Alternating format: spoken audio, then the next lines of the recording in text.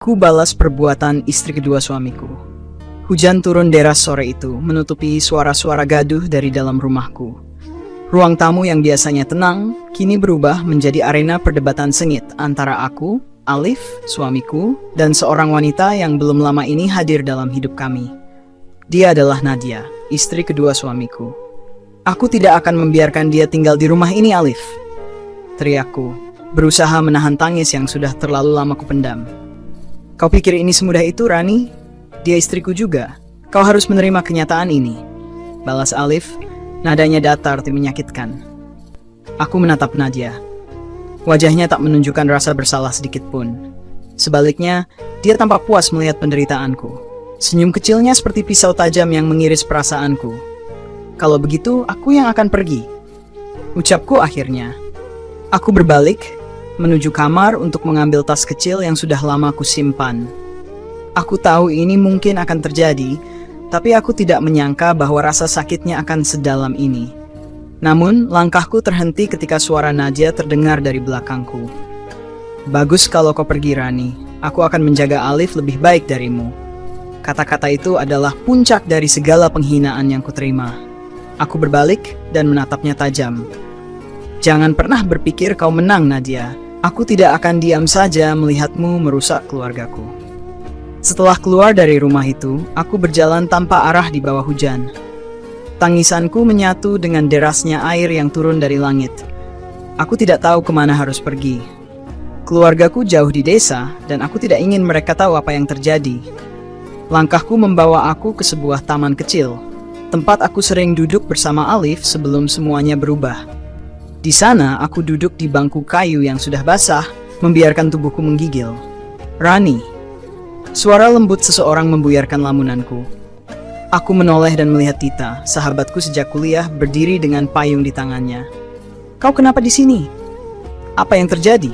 Tanyanya khawatir. Aku hanya bisa menangis, tak sanggup menjawab. Tita lalu meraih tanganku, mengajakku ke apartemennya yang tidak jauh dari taman. Di sana, aku menceritakan segalanya. Tentang Nadia, tentang Alif, tentang bagaimana aku merasa tidak berharga lagi. Tita mendengarkan dengan sabar. Setelah aku selesai, dia memegang tanganku erat. Rani, kau tidak sendiri. Kita akan mencari cara untuk melewati semua ini. Dan aku yakin, kau lebih kuat dari yang kau pikirkan. Hari-hari berikutnya adalah perjuangan berat bagiku. Aku memutuskan untuk mencari pekerjaan, sesuatu yang bisa membuatku tetap sibuk dan melupakan sejenak luka di hatiku. Dengan bantuan Dita, aku mendapatkan pekerjaan sebagai asisten di sebuah perusahaan kecil. Namun, takdir seolah tidak ingin membiarkanku hidup tenang. Suatu hari, saat aku sedang bekerja, seorang pria datang ke kantor. Pria itu adalah seseorang yang sama sekali tidak kuduga akan muncul dalam hidupku. Rani, aku tahu semuanya. Tentang Alif dan istrinya. Ucap pria itu tanpa basa-basi. Dia adalah Rangga, kakak Nadia. Aku terdiam, bingung dengan maksud kedatangannya. Apa yang kau inginkan? Tanyaku akhirnya. Aku ingin membantumu. Nadia adalah adikku, tapi aku tidak setuju dengan apa yang dia lakukan. Dia sudah terlalu banyak menyakiti orang lain. Aku menatap Rangga dengan penuh kebingungan, sekaligus curiga. Apa kau pikir aku butuh bantuan darimu? Kau hanya ingin melindungi adikmu, desisku dengan nada tajam. Rangga menghela napas, lalu menatapku dengan pandangan serius. Rani, kau boleh membenciku, tapi aku tahu siapa Nadia sebenarnya. Dia bukan hanya menghancurkan rumah tanggamu. Dia juga memanfaatkan Alif. Kalimat itu seperti petir di siang bolong. Apa maksudmu? Tanyaku, suaraku mulai meninggi. Dia hanya mengejar uang Alif. Dia bahkan masih menjalin hubungan dengan pria lain di belakangnya, ucap Rangga tanpa ragu. Dadaku terasa sesak. Amarah mulai memenuhi pikiranku. Aku berdiri, menatap Rangga dengan tatapan yang penuh kebencian. Dan kau baru memberitahuku sekarang? Setelah semuanya hancur? Aku mencoba memperingatkan Alif sebelumnya, tapi dia tidak mendengarkanku. Dia terlalu terpesona oleh Nadia, jawab Rangga dengan nada yang tidak kalah tegas. Aku menggeleng, mencoba menahan tangis yang kembali menyeruak. Kalian semua sama saja. Kau hanya ingin membersihkan namamu, Rangga. Tapi aku tidak butuh bantuanmu. Aku akan mengurus ini sendiri. Malam itu aku tidak bisa tidur. Kata-kata Rangga terus terngiang di kepalaku.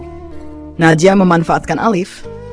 Jika itu benar, maka aku tidak hanya kehilangan suamiku, tapi juga melihatnya dijatuhkan oleh seseorang yang mengaku mencintainya. Pikiranku dipenuhi amarah. Aku tidak akan membiarkan Nadia menang. Aku tidak akan membiarkan dia menghancurkan hidupku dan suamiku tanpa perlawanan. Aku bangkit dari tempat tidur, mengambil ponselku dan mulai mencari cara untuk mengungkap kebenaran. Aku tahu, Nadia pasti memiliki kelemahan, dan aku akan menemukannya. Hari berikutnya, aku pergi ke kantor Alif. Sesampainya di sana, aku melihat Nadia keluar dari mobil mewah dengan senyuman puas. Aku menahan napas, mencoba menenangkan diriku, tapi melihat wajahnya membuat emosiku kembali memuncak. Nadia! Teriakku, memanggilnya dengan nada tajam. Dia menoleh lalu tersenyum sinis. Oh, kau di sini? Ada apa? Masih ingin memohon pada Alif untuk kembali padamu? Aku mendekat, jarak kami hanya beberapa langkah. Aku tidak akan memohon, Nadia. Tapi aku ingin kau tahu, aku tidak akan membiarkanmu terus bermain-main dengan hidupku. Nadia terkekeh. Bermain-main? Kau hanya iri karena aku lebih baik darimu, Rani. Kau tidak pernah bisa membuat Alif bahagia seperti aku. Kata-katanya membuatku kehilangan kendali. Aku meraih tas yang kubawa dan menghempaskannya ke tanah. Mataku berkilat marah. Kau pikir kau siapa, hah? Kau pikir kau menang karena Alif memilihmu? Kau hanya seorang penipu yang tidak punya hati. Suaraku memecah keheningan di sekitar kami. Beberapa karyawan Alif yang berada di sana mulai berkumpul menyaksikan pertengkaran kami. Nadia tampak terkejut, tapi dia segera menguasai dirinya. Kau membuat dirimu terlihat menyedihkan, Rani. Mungkin sebaiknya kau berhenti mempermalukan dirimu sendiri. Aku mendekat, menatapnya dengan tajam. Dengar, Nadia. Kau mungkin bisa membuat Alif buta sekarang, tapi aku akan memastikan bahwa kebenaran tentang dirimu terbongkar. Kita lihat siapa yang akan tertawa terakhir. Langkah pertamaku adalah menghubungi seorang penyelidik pribadi. Dengan uang tabungan yang tersisa, aku menyewa seseorang untuk mengikuti Nadia dan mengumpulkan bukti tentang aktivitasnya. Jika Rangga benar, maka aku akan memastikan semuanya terungkap. Beberapa hari kemudian, penyelidik itu memberiku foto-foto yang membuatku gemetar. Nadia terlihat bersama seorang pria di sebuah restoran mewah. Tangannya melingkar di lengan pria itu, dan senyuman di wajahnya tidak menunjukkan rasa bersalah sedikit pun. Aku memandangi foto itu dengan tangan bergetar. Amarahku membara. Ini baru permulaan, Nadia. Gumamku pelan. Kau tidak akan tahu apa yang akan menimpamu. Aku segera mencetak foto-foto itu dan menyimpannya di dalam amplop. Amplop itu akan menjadi senjataku ketika waktunya tiba. Aku akan menyerahkan semuanya langsung pada Alif. Biarkan dia melihat sendiri siapa Nadia sebenarnya. Namun, di tengah rencanaku, aku tahu bahwa ini bukan hanya soal membalas dendam. Ini soal merebut kembali kendali atas hidupku. Aku tidak akan menjadi korban selamanya. Malam itu, aku duduk di ruang tamu kecil di apartemen Dita dengan amplop di tanganku. Foto-foto itu terasa seperti bom waktu yang siap meledak. Setiap kali aku melihat wajah Nadia di foto, amarahku kembali membuncah. Aku menggigit bibirku keras-keras, mencoba menahan tangis dan kebencian yang bercampur di dada. Dita keluar dari dapur dengan secangkir teh hangat, lalu duduk di sebelahku. Rani, kau yakin ingin melakukan ini? Tanyanya. Suaranya penuh kekhawatiran. Aku menatapnya dengan mata yang mulai memerah. Apa aku punya pilihan, Dit? Jika aku diam, Nadia akan terus menginjak-injak hidupku. Dia sudah menghancurkan rumah tanggaku dan sekarang dia hanya mempermainkan Alif. Aku harus melawan. Dita menghela napas panjang, lalu meraih tanganku. Kalau begitu, aku ada di sini untukmu. Tapi pastikan kau siap dengan segala konsekuensinya. Aku mengangguk. Aku sudah siap, Dit. Lebih baik aku melawan daripada terus dihancurkan. Keesokan harinya, aku memutuskan untuk langsung menghadapi Alif. Aku tahu ini berisiko, tapi aku sudah terlalu lelah menjadi wanita yang hanya bisa menangis di balik pintu. Aku meneleponnya dan memintanya untuk bertemu di sebuah kafe yang sering kami kunjungi dulu. Ketika dia tiba, aku hampir tidak mengenali pria yang dulu kucintai. Wajahnya terlihat lelah, seperti seseorang yang kehilangan arah. Namun, aku tidak membiarkan rasa iba menguasai diriku. Aku harus tetap kuat. "Rani, ada apa?" tanyanya, suaranya datar. Aku meletakkan amplop di meja, mendorongnya ke arahnya. "Lihat ini, Alif, dan katakan padaku, apakah wanita itu benar-benar layak untukmu?" Dia mengambil amplop itu dengan alis mengernyit, lalu membuka isinya. Saat melihat foto-foto itu, wajahnya berubah. Aku bisa melihat kemarahan dan kebingungan yang mulai muncul di matanya. "Ini, apa maksudnya?" tanyanya, suaranya bergetar. "Itulah Nadia, istri yang kau banggakan itu," ucapku tajam. "Dia tidak hanya merusak rumah tangga kita, tapi dia juga mempermainkanmu. Kau masih ingin membelanya?" Alif terdiam, tatapannya kosong. Tapi aku tidak berhenti. "Kau tahu, Alif, aku pernah mencintaimu lebih dari apapun di dunia ini. Aku mengorbankan segalanya untukmu. Tapi kau memilih wanita seperti dia? Wanita yang bahkan tidak setia padamu." "Rani, cukup!" bentaknya tiba-tiba, suaranya keras. Orang-orang di sekitar kafe mulai melirik ke arah kami. Tapi aku tidak peduli. "Tidak, Alif. Aku tidak akan cukup sampai kau menyadari kesalahanmu," seruku. Air mataku mulai mengalir. Aku kehilangan segalanya karena kau dan wanita itu. Tapi aku tidak akan diam saja. Aku akan memastikan kau tahu betapa bodohnya keputusanmu. Alif menunduk, menggenggam rambutnya dengan frustrasi. Aku tidak tahu, gumamnya pelan nyaris tak terdengar. Aku berdiri, menatapnya dengan tatapan yang penuh kemarahan sekaligus kekecewaan. "Aku sudah selesai, Alif. Mulai sekarang, kau hadapi konsekuensinya sendiri." Aku mengambil tasku dan berjalan keluar dari kafe tanpa menoleh ke belakang. Hatiku sakit, tapi ada kepuasan kecil yang muncul di tengah luka itu. Setidaknya aku telah menunjukkan kebenaran. Namun, semuanya belum selesai. Beberapa hari kemudian, aku menerima pesan dari nomor tak dikenal. "Kau pikir kau bisa mengalahkanku begitu saja, Rani? Tunggu saja balasanku. Nadia." Aku membaca pesan itu dengan tangan gemetar. Nadia tidak akan tinggal diam dan aku tahu itu. Tapi kali ini aku siap menghadapi apapun yang dia rencanakan. "Baiklah Nadia," gumamku sambil menatap layar ponsel. "Kalau ini perang yang kau inginkan, maka perang yang akan kau dapatkan." Aku mulai menyusun rencana. Tidak ada ruang untuk takut atau ragu lagi. Nadia mungkin berpikir dia lebih pintar, tapi akan menunjukkan bahwa aku lebih kuat. Aku menatap pesan itu lama. Dada terasa sesak penuh amarah. Nadia mengira dia bisa menggertakku, tapi dia salah besar. Aku tidak akan berhenti. Aku akan membalasnya dengan cara yang tidak pernah dia bayangkan. Langkah pertama adalah memastikan aku punya bukti lebih kuat. Foto-foto itu hanya permulaan. Aku menghubungi penyelidik yang sebelumnya ku kenal, memberinya tugas untuk menggali lebih dalam tentang Nadia. Semua yang bisa ditemukan tentang masa lalunya, kebiasaannya, bahkan rahasia tergelapnya, aku ingin mengetahuinya. "Rani, kau benar-benar serius soal ini?"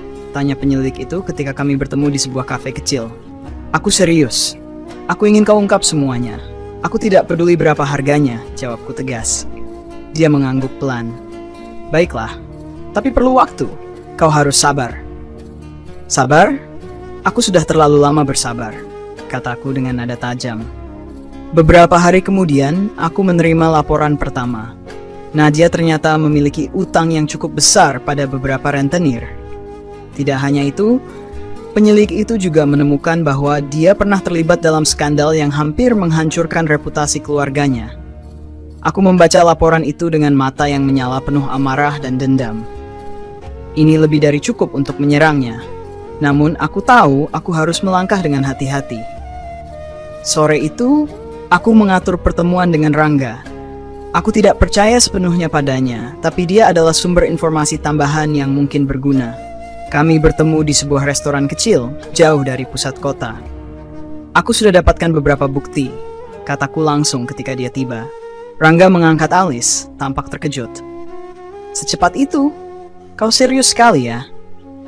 "Ini bukan hanya tentang aku, Rangga. Ini tentang membuktikan bahwa Nadia tidak layak berada di hidup siapapun, termasuk Alif." Dia menghela napas panjang, lalu mengangguk. "Baiklah, aku akan membantu. Tapi aku ingin tahu rencanamu. Kau tidak bisa hanya menyerang tanpa strategi." Aku menatapnya tajam. "Strategi? Strategiku adalah memastikan dia hancur. Aku akan menyerahkan bukti ini kepada Alif, dan jika perlu, aku akan mempublikasikannya. Biarkan dunia tahu siapa Nadia sebenarnya. Rani, katanya pelan, nada suaranya berubah lebih serius. Aku mengerti amarahmu, tapi kau harus berhati-hati. Nadia bukan orang yang mudah menyerah. Jika kau memaksanya ke sudut, dia akan melawan dengan cara yang lebih kejam. Aku tersenyum tipis, senyum yang penuh kepahitan. Aku sudah siap, Rangga. Aku tidak akan lari lagi. Keesokan harinya, aku memutuskan untuk menemui Alif di kantornya. Aku tahu ini berisiko, tapi aku tidak peduli. Saat aku memasuki ruangan kerjanya, dia terlihat terkejut. "Rani, kenapa kau datang ke sini?" tanyanya. Aku menatapnya tanpa ekspresi, lalu menyerahkan dokumen yang kubawa. "Lihat ini, Alif. Ini semua tentang Nadia. Aku ingin kau tahu siapa dia sebenarnya." Dia membuka dokumen itu dengan ragu, dan saat membaca isinya, wajahnya berubah pucat. "Ini tidak mungkin," gumamnya. "Itu kenyataan, Alif. Wanita yang kau pilih telah membohongimu. Dia tidak mencintaimu. Dia hanya menggunakanmu," kataku dengan nada dingin. Alif terlihat terguncang, tapi aku tidak memberi ruang untuk belas kasihan. "Kau membuat pilihan, Alif. Kau meninggalkan aku untuk dia. Sekarang kau harus menanggung konsekuensinya." Namun sebelum aku bisa melanjutkan, pintu ruangan terbuka. Nadia berdiri di sana, wajahnya penuh kemarahan. "Kau lagi?" bentaknya, melangkah masuk. "Apa yang kau lakukan di sini, Rani?" Aku menatapnya dengan tajam. "Aku hanya menunjukkan kebenaran pada Alif. Sesuatu yang seharusnya kau lakukan jika kau punya sedikit saja rasa hormat." Nadia tertawa sinis. "Kau pikir kau bisa menghancurkanku dengan ini? Kau tidak tahu dengan siapa kau berhadapan, Rani." Aku melangkah mendekatinya, menatapnya tepat di matanya. "Aku tahu persis dengan siapa aku berhadapan, dan aku tidak takut padamu."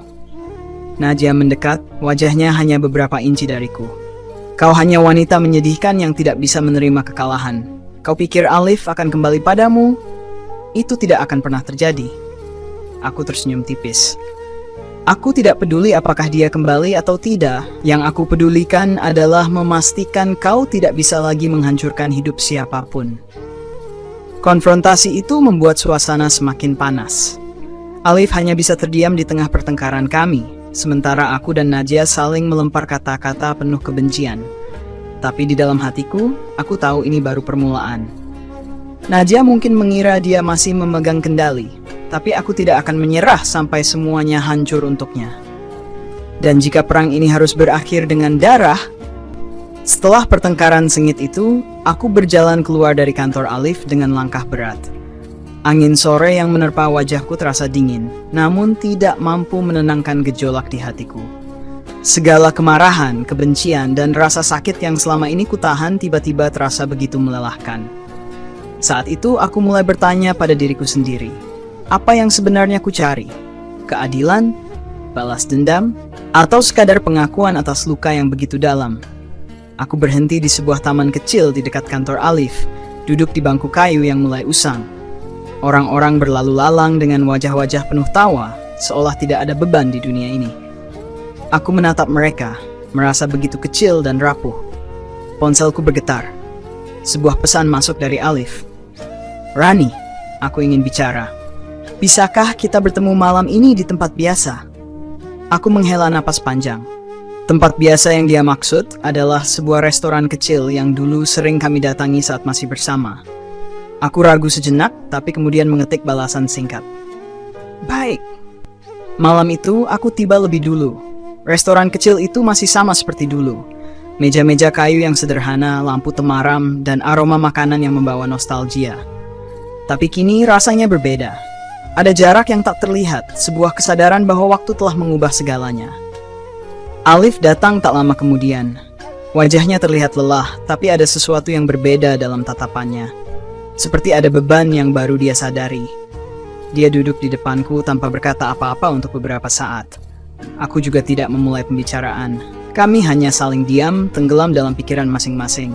Akhirnya Alif memecah keheningan. "Rani, aku membaca semua yang kau berikan tadi, tentang Nadia." Aku mengangguk pelan. "Dan apa yang kau pikirkan?" tanyaku. Suaraku nyaris berbisik. Dia menunduk, menatap tangannya yang tergenggam di atas meja. Aku bodoh, Rani. Aku terlalu buta untuk melihat siapa dia sebenarnya. Dan aku terlalu buta untuk melihat siapa kau sebenarnya. Aku terdiam, merasa dadaku sesak oleh emosi yang bercampur aduk. Selama ini lanjutnya suaranya bergetar. Aku pikir aku mencari kebahagiaan. Tapi ternyata aku malah menghancurkan segalanya. Aku meninggalkanmu untuk sesuatu yang ternyata kosong. Dan sekarang aku bahkan tidak tahu apakah aku masih pantas disebut manusia.